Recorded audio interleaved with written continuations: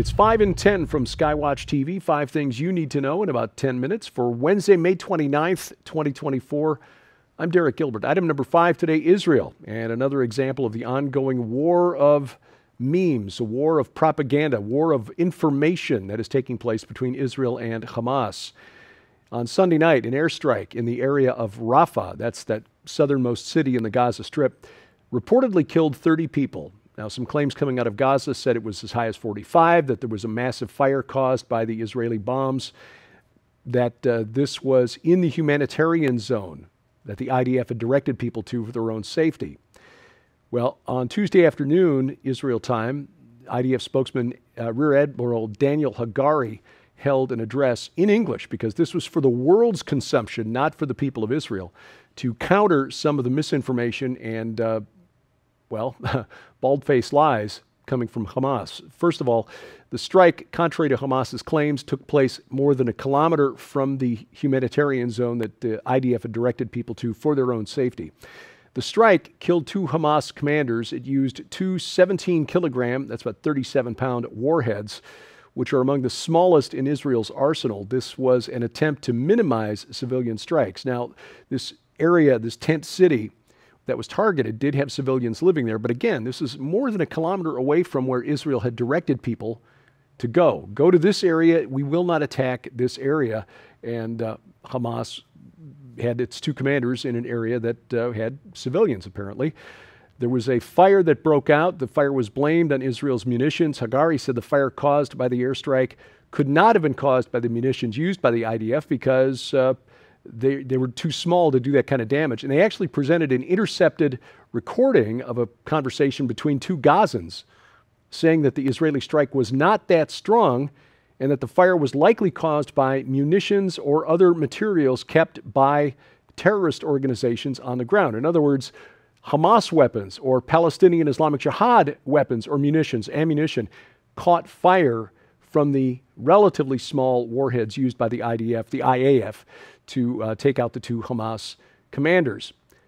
But is the world likely to believe Israel's side of the story? Probably not. This is a war of information, and the world has turned against Israel stunningly quickly, in my view, after the horrific attacks of October 7th. There's a new video that's available on social media, very disturbing to watch. I haven't seen it yet, but Sharon watched it, said it's very hard to watch because it's basically pieced together from the GoPro cameras worn by Hamas terrorists on October 7th, showing what they did to the people that they encountered, the Israelis they encountered, when they crossed the border from Gaza on October 7th. It is horrific. Again, the loss of life in Gaza, the civilian loss of life, is awful. But Hamas could eliminate a lot of that by not using their neighbors, their countrymen, as human shields. That leads to topic number 4, and that is Palestine.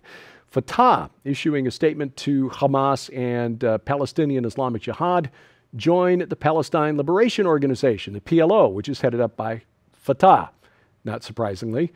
This issued by Chairman Mahmoud Abbas, the 88-year-old chairman, saying on Monday that the PLO is the only legitimate representative of the Palestinian Arab people. Not coincidentally, this follows the recognition of Palestine as an independent state, last week's recognition by Norway, Ireland, and Spain, Slovenia in Europe now reportedly considering recognizing Palestine as well.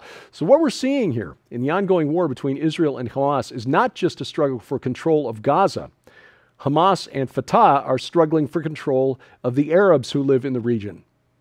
Now, you might remember the PLO was the dominant political party, Fatah the dominant party, until about 2005, when Israel voluntarily disengaged from Gaza, said, look, you want it, you can have it, we're leaving. They forcibly removed Israeli settlers from the Gaza Strip and turned it over to Arab control, upon which Hamas and Fatah fought a small war, and Fatah was kicked out of the Gaza Strip. Hamas is now more popular in the West Bank, in Judea and Samaria, than Fatah, and Abbas knows it, which is why he has not allowed an election there since 2005. Yes, the European nations recognizing the independent and free state of Palestine is a state that is under the dictatorial control of a man who is supremely unpopular. You cannot make this stuff up. There's no logic behind it, which is why it must be a spiritual thing. Topic number 3, the border. Here in the United States, the Border Patrol lost 25% of its workforce since Joe Biden has become president. Coincidental? Well, let's look at the facts. More than 4,000 federal agents have quit since October of 2020. That's twice as many agents who've chosen to retire early compared to the retirement rates under Presidents Trump and Obama. Not coincidental.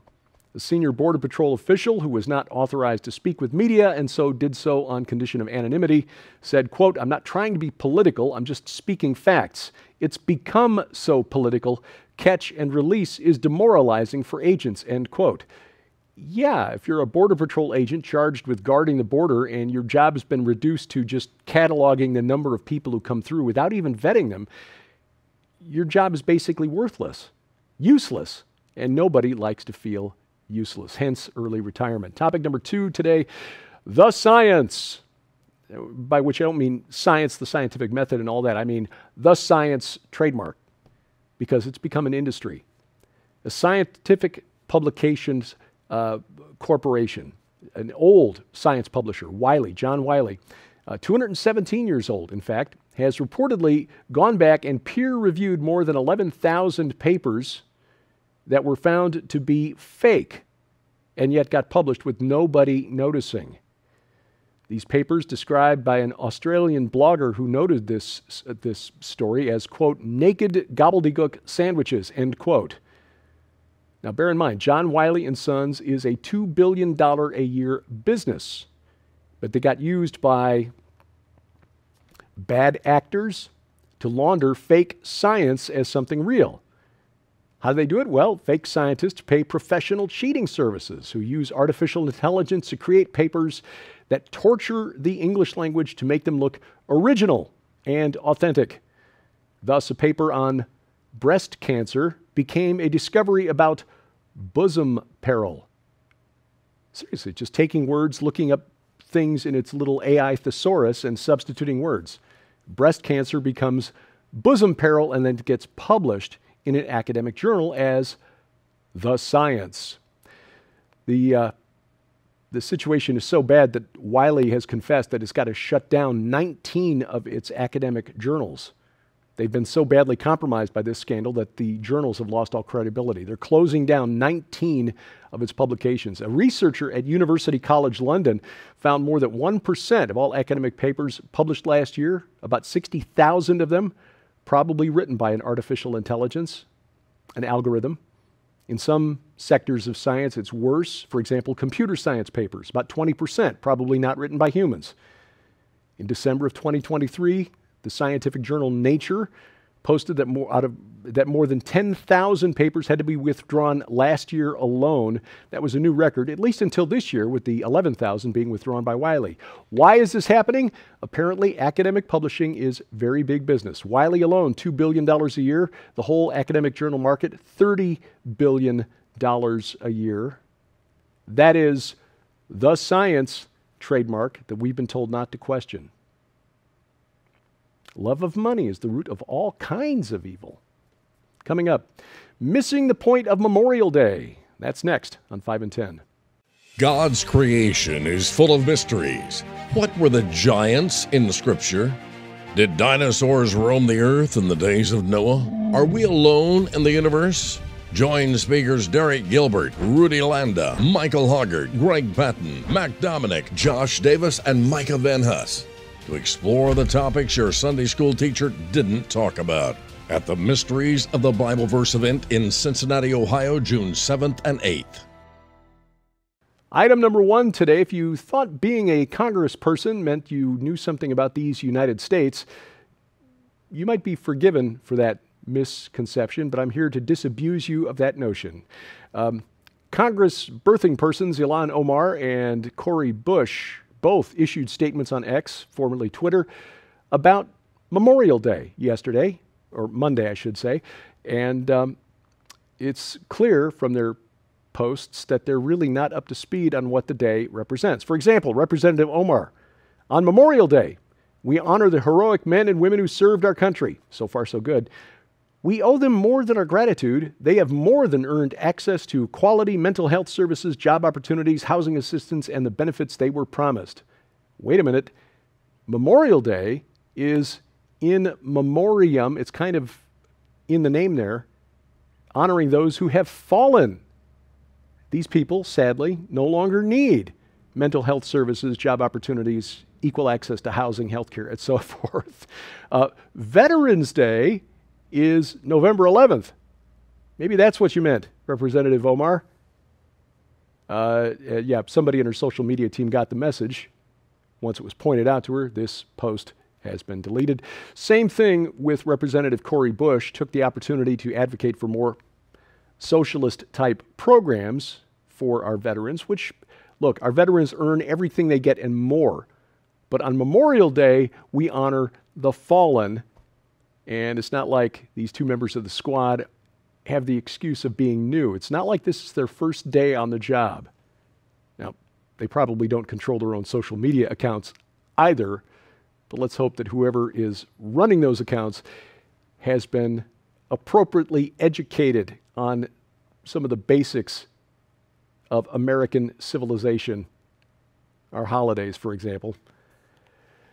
This week on Skywatch TV, we discuss a little bit about why we do what we do at Skywatch TV. It is to fund the work at Whispering Ponies Ranch. Find out how you can help send a child to camp this season.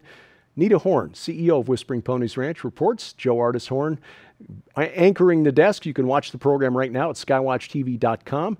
You can, all of our programs, by the way, all of our video content always available at the website. You can also catch it over the air. Our broadcast schedule for our partner Christian networks, skywatchtv.com/channels. Apple TV, Roku, it's there as well. You can also catch it online, rumble.com/skywatchtv. And we're back on YouTube, youtube.com/@skywatch television. Subscribe, click the bell for notifications, but then guarantee we never get canceled by downloading our free mobile app to your smartphone or tablet. That bypasses the gatekeepers. Very important these days. They've kicked us off the platform there 4 times now for reasons still not quite known. Anyway, our mobile app gets all of our video content plus additional features. It's free, available for iOS, Android, and Amazon Kindle Fire phones and tablets. And we got links to their app stores at skywatchtv.com/app. Thank you for watching as we keep watch and pray for the peace of Jerusalem. I'm Derek Gilbert. This is 5 in 10 from Skywatch TV.